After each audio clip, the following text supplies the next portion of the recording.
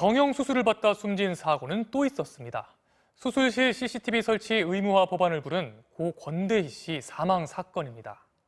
검찰이 당시 성형외과 원장 등 의료진을 기소하면서 핵심 혐의인 무면허 의료 행위를 쏙 빼놔서 비판이 일었는데요.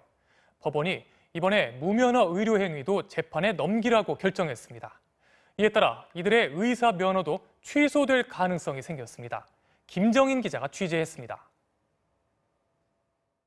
2016년 9월 서울 강남 한 성형외과의 수술실, 양악 수술을 하던 의사들이 갑자기 나가고 간호조무사들만 남은 채 환자가 방치됩니다. 수술대에 누워있던 대학생 권대희 씨는 과다출혈로 끝내 숨졌습니다. 검찰은 원장 장모 씨 등 의료진을 재판에 넘기며 업무상 과실치사 혐의를 적용했습니다. 의사 없이 간호조무사가 혼자 지혈한 무면허 의료행위, 즉 처벌이 무거운 의료법 위반 의혹에는 면죄부를 준 겁니다. 의료법 위반으로 금고 이상의 형을 받으면 의사 면허가 취소됩니다. 정말 너무 서럽더라고요. 정말 너무 서러웠어요. 검사가 자기 입으로도 그렇겠어요. 죽을 이유가 없는 사람이 죽었다라고 유족을 기망한 거죠.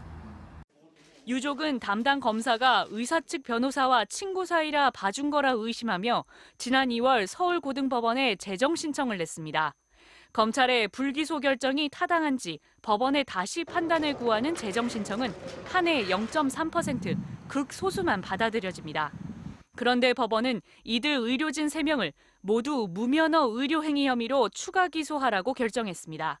의료사고니까 업무상 과실치상이나 치사 같은 죄목으로 금고 이상형이 선고되더라도 면허 취소, 면허에 영향이 없기 때문에 그 의료사고에 대해서 이렇게 두려워하지 않는 그런 형상이 있었죠.